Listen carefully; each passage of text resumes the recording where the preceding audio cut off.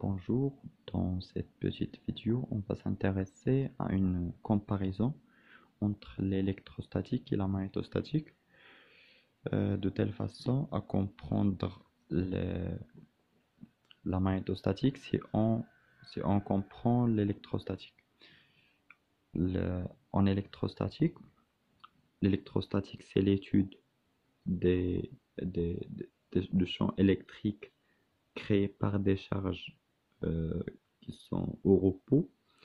Ces charges-là, euh, on a deux types de charges ou deux types de distribution. On a les distributions discrètes, c'est-à-dire un nombre discret de charges, un nombre d'électrons par exemple répartis dans l'espace. Et on a la charge ici, la charge totale, c'est la somme des charges. Alors que on a aussi un autre type, c'est la distribution continue, où on a la charge totale, c'est l'intégrale d'une petite charge. Dans les deux, on a ici des charges dans un volume Q1, Q2, Q3. La charge totale, c'est la somme des charges, alors que ici, on a un volume chargé avec chaque petit volume contient des Q. Contient des Q et donc Q, c'est la somme de cette dq là. On a ici une distribution continue, donc la somme va être remplacée par une intégration. On a trois types de distribution continue de charge. On a la distribution surfacique, volumique et linéique. Dans chaque distribution, on définit une propriété de la distribution. On va commencer par la volumique. La distribution volumique, ce dq là égale à ρ dτ. Dτ, c'est un élément de volume. C'est le petit volume qu'on a ici. Et ρ, c'est la densité volumique de courant. La densité volumique de charge. La densité volumique de charge, c'est comme la masse volumique pour les distributions de masse. Si on a une distribution de masse, alors la masse, c'est l'intégrale de ρ de la masse volumique fois dτ. C'est la même chose ici. On a une distribution de charge, donc la charge totale, c'est l'intégrale de ρ dτ. Ρ, c'est la densité volumique des charges. On a, si ce volume possède une dimension négligeable devant les deux autres, on peut l'approximer à une surface. Et cette surface-là est caractérisée, au lieu de ρ, on a sigma. dq, c'est sigma ds. Et sigma, c'est appelé la densité surfacique de charge. L'unité de ρ ici, c'est coulomb par mètre 3, par mètre cube. Et sigma, c'est coulomb par mètre carré. On a aussi, si on a une distribution volumique dont deux dimensions sont négligeables devant la troisième, par exemple un fil, on a recours à la distribution linéique. Dans la distribution linéique, dq c'est lambda dl, et lambda c'est la densité linéique de charge. Si la distribution continue est uniforme, sigma, ρ et lambda ne dépendent pas de la position, donc on peut les faire sortir de l'intégrale. On aura q par exemple dans la linéique, q égale à lambda, l'intégrale de tl. L'intégrale de tl, c'est la longueur de fil par exemple. On aura la q égale à lambda fois l.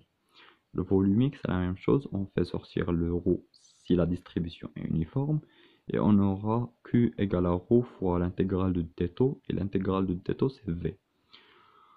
C'est le volume de la distribution. La même chose pour la surface.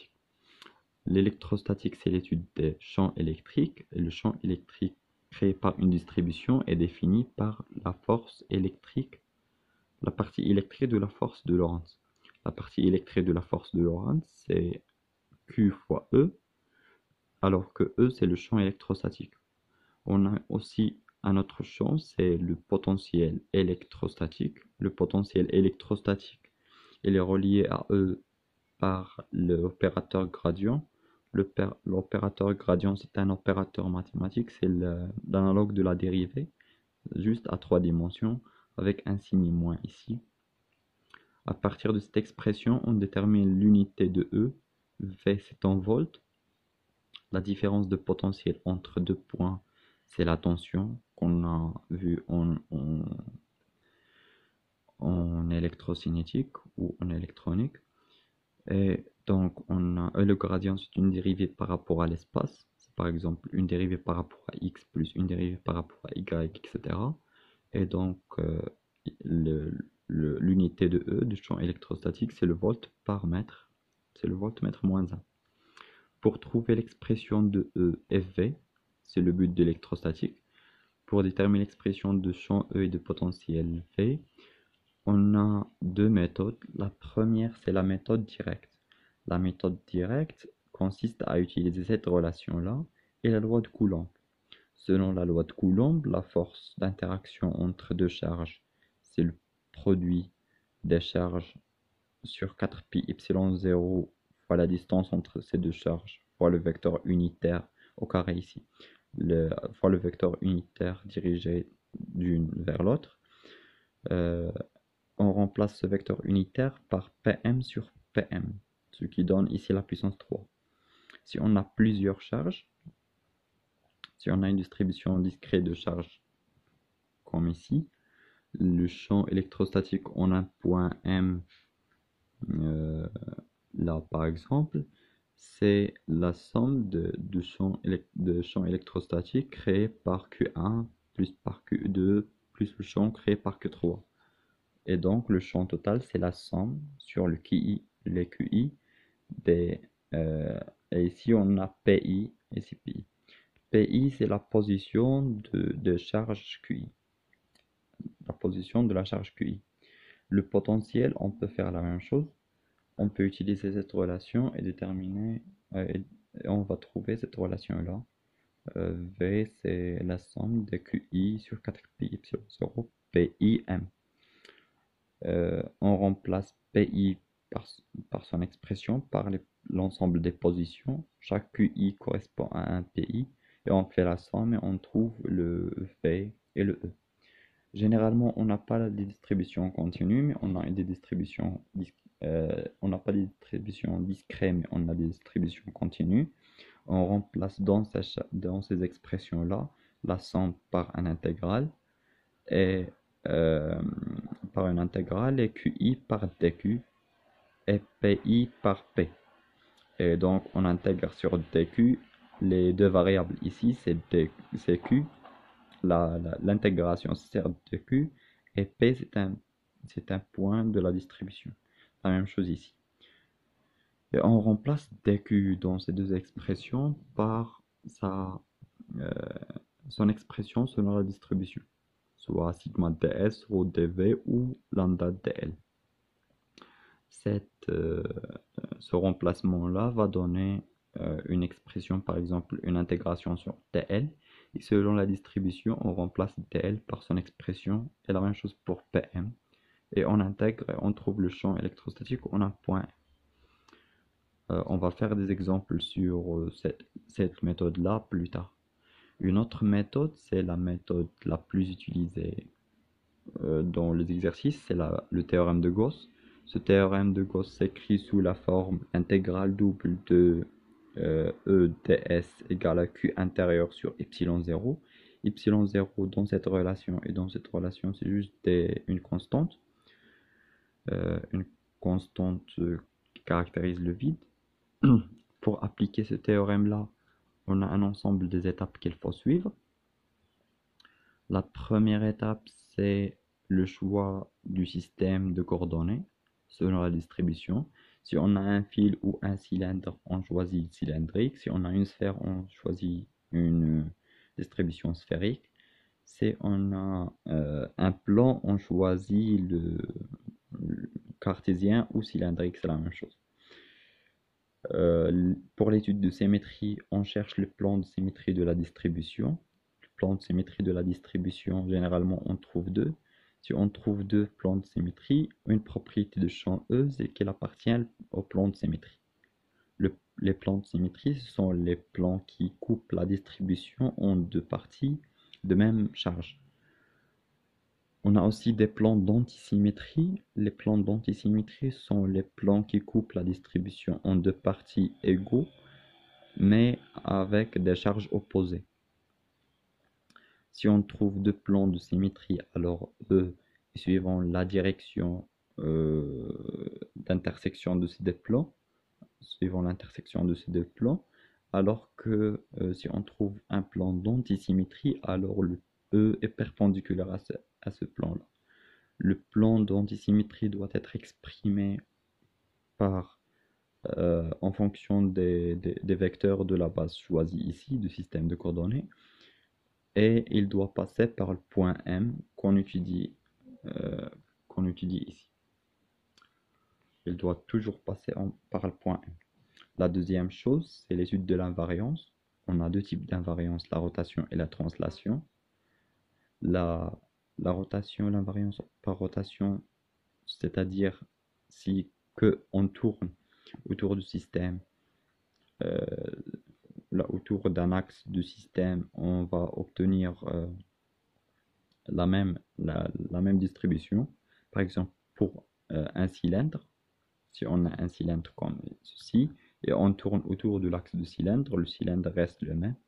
Et donc la distribution est invariante par rotation autour de l'axe OZ, l'axe de cylindre. Et donc on aura le champ ici ne dépend pas de la coordonnée phi, la coordonnée associée à cette rotation-là. On a un autre type d'invariance, c'est l'invariance par rotation. L'invariance par rotation, par translation. Un autre type d'invariance, c'est l'invariance par translation. Cette invariance-là correspond à, le fait que le système ne change pas si on translate le point M le long d'un axe. Par exemple, si on a un cylindre ou un fil infini d'axe OZ, si on translate le point M le long de l'axe OZ, on n'a pas de variation du système car c'est très lent, c'est infini. Et donc, on a une invariance par translation. Donc, le champ est indépendant de la caractéristique de cette translation, CZ.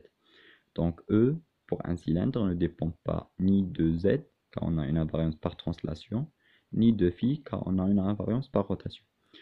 La troisième chose, c'est le choix de surface de Gauss. La surface de Gauss, c'est la surface dont on fait l'intégration ici. La surface de Gauss, on a des méthodes pour la choisir, mais généralement, on choisit, si on a une distribution cylindrique ou filiforme, ou un fil, on choisit la surface de Gauss cylindre. Un cylindre fini de rayon petit r, défini par le point M, et de longueur h. Le h va se simplifier au cours de calcul, donc c'est arbitraire. Alors que pour les sphères, on choisit, si la distribution est sphérique, on choisit une sphère. Si la distribution est un plan, on peut choisir un cylindre qui coupe le plan, ou euh, ou un cube qui coupe le plan aussi. L'avant-dernière étape, c'est le calcul de la première partie de le théorème, c'est cette double intégrale-là. Pour calculer cette double intégrale, on a, à partir de l'invariance, on détermine la dépendance de E, et à partir de symétrie, on détermine la direction de E. Et on coupe cette intégration à un ensemble des intégrales. Par exemple, si on a un cylindre, cette intégrale égale à l'intégrale sur la base la base inférieure, plus l'intégrale sur la base supérieure, plus l'intégrale sur la base latérale. Et chaque base ou chaque surface possède un TS, une expression de TS, et euh, on détermine son expression. Et on remplace E par E de la variable qu'on a trouvée dans l'invariance, l'étude de l'invariance, suivant la direction qu'on a trouvée lors de l'étude de symétrie, et on essaie de calculer l'intégrale. Pour Q intérieur, cette partie de l'intégrale, Q intérieur, c'est la charge à l'intérieur de la surface de Gauss. Cette charge-là dépend de la position de point M. Si on a par exemple une sphère chargée, la charge dépend si euh, si le point M est à l'intérieur de la surface ou à l'extérieur, car la surface de Gauss doit passer par le point M. On va voir des exemples d'application de ces deux méthodes, la méthode de Gauss et la méthode directe, ou la loi de Coulomb. C'est tout pour l'électrostatique. On a aussi les dipôles électrostatiques, mais c'est pour une autre vidéo.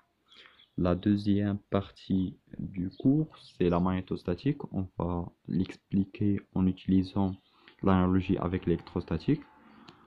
En électrostatique, la base de l'électrostatique, c'est les charges, alors qu'en magnétostatique, c'est l'étude de champ magnétique, c'est le courant, c'est à base de courant.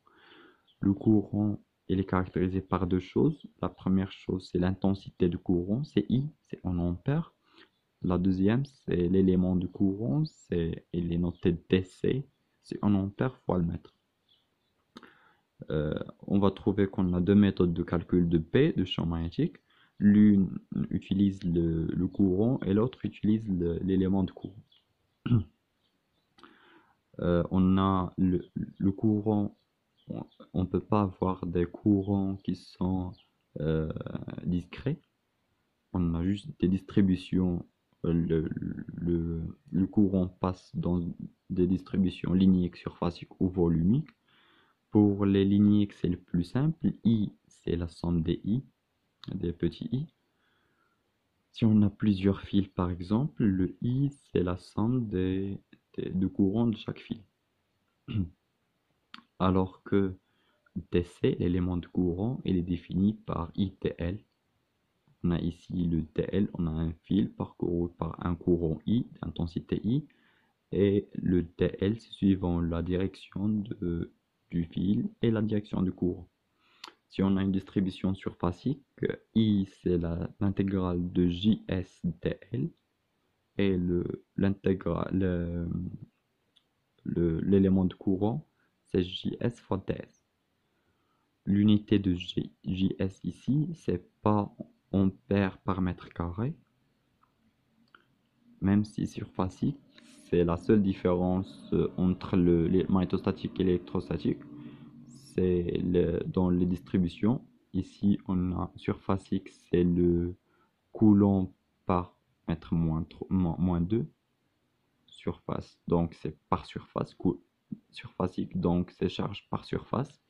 Alors ici, JS, c'est pas par, par mètre carré, c'est par mètre. À partir de cette relation-là, JS, c'est ampère par mètre. D'où vient le S, la surface X, c'est de la relation de l'élément de courant. L'élément de courant est défini par JS fois TS.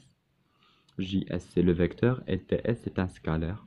Il représente la surface, un élément de surface qui est perpendiculaire à la qui est dans le plan le plan de la surface étudiée. Alors que DL qu'on a ici, c'est un vecteur dont la direction est parallèle à la direction de JS et c'est un élément de longueur aussi. Pour le volume, par exemple, on a un cylindre parcouru par un courant volumique. Le I, c'est J fois ds, c'est comme un flux. Le flux de ce J à travers cette surface-là, c'est le I. Alors que DC, c'est l'élément de courant, c'est J d'étau, et l'unité de J, c'est ampère par mètre carré. Par mètre carré, c'est le volumique. Par mètre, c'est le surfacique. Ampère, c'est la linéique. La définition du champ magnétostatique vient de la partie magnétique de la force de Lorentz, qui s'exprime sous la forme Fm, c'est QV vectoriel P. P, c'est le champ magnétostatique et V, c'est la vitesse des charges Q. C'est pour une seule charge. Pour déterminer P, on a deux méthodes. La première, c'est la loi de Biot et Savart, et la deuxième, c'est le théorème d'Ampère. C'est comme ici, méthode directe et méthode de Gauss. La méthode la plus utilisée, c'est le théorème d'Ampère, mais on va commencer par la méthode directe qui consiste à utiliser la loi de Biot-Savart. Car chaque méthode est utilisée dans certains cas. Pour la loi de Biot-Savart, l'expression de champ P, c'est mu0 fois 4pi l'intégrale de dc Pm sur Pm à la puissance 3. On a une distribution de courant, peut-être linéaire, surfacique ou volumique, un point P aléatoire sur cette distribution-là, et un point M à l'espace, dans une position quelconque. Le vecteur PM, c'est ce vecteur-là. La distance PM, c'est la même chose, c'est la distance entre P et M. Et DC, c'est selon la nature de la distribution, linéaire, surfacique ou volumique. Et on intègre, selon la distribution, on intègre DL ou DS ou DTO. Mu0, c'est une constante qui est généralement donnée. Elle est reliée à y0 par la vitesse de la lumière. On a 1 sur c carré, c'est mu0, epsilon 0. C'est une relation qu'on va voir lorsqu'on étudie les ondes électromagnétiques. Alors que la deuxième méthode, c'est le théorème d'Ampère. Le théorème d'Ampère s'exprime sous la forme l'intégrale de P dl. L'intégrale de P dl égale à mu I en lacet. Les courants en lacet, c'est comme ceci. Car l'intégrale est ici sur un contour fermé. C'est le contour d'Ampère qu'on va voir. La première étape, c'est les mêmes étapes presque. On a le choix du contour de système de coordonnées. Si on a un fil, on choisit les cylindriques. Si on a une sphère, on choisit le sphérique, etc. L'étude de la symétrie, c'est une autre différence entre le magnétostatique et l'électrostatique. Pour l'électrostatique, E appartient au plan de symétrie, alors que pour le magnétostatique, P est perpendiculaire sur les plans de symétrie. E appartient au plan de symétrie et P perpendiculaire sur le plan de symétrie. Et inversement, E est perpendiculaire sur les plans d'antisymétrie, alors que P appartient au plan de symétrie, appartient au plan d'antisymétrie. Donc, pour déterminer la direction de E, il faut déterminer deux plans de symétrie ou un seul plan d'antisymétrie. Et inversement, pour P, il faut déterminer deux plans d'antisymétrie ou un seul plan de symétrie. Et toujours, les plans de symétrie doivent passer par le point M qu'on étudie. L'étude de l'invariance, c'est la même chose, la même étude pour l'électrostatique. Et le choix de contour d'Ampère, c'est un contour fermé qu'on choisit selon la distribution. Si on a des courants axiales, c'est-à-dire qui suit un axe, alors le contour, c'est toujours un cercle. Si on a des courants qui sont pas axiales, généralement, on choisit des carrés. On a deux cas. Si on a des cylindres ou des fils comme ceci, le contour, c'est un cercle qui entoure ces distributions. Alors que si on a par exemple une bobine, c'est pas un courant axial car le courant est hélicoïdal. Les contours choisis sont des carrés, comme ceci. La première étape, c'est le calcul après le choix de contours d'ampères, la première étape, c'est le calcul de la première partie, c'est l'intégrale de B dl. On divise, on remplace B par son expression, par l'invariance. On trouve par exemple B de R, et l'étude de la symétrie nous donne la direction, et, et on remplace dl par son expression selon est-ce qu'on a un cercle. Si on a un cercle, alors le dl c'est R, c'est le rayon du cercle, fois dθ ou dφ selon Eθ ou phi, selon les coordonnées choisies. Alors que si on a un carré ou un rectangle comme ceci, on divise cette intégrale à une intégrale sur des petits segments, car chaque segment correspond à un TL. À la fin, on calcule les i enlacés. Les i enlacés sont la somme des i qui traversent la surface entourée par le contour d'Ampère. Si le contour d'Ampère c'est un cercle, alors c'est tous les courants qui passent par ce contour-là.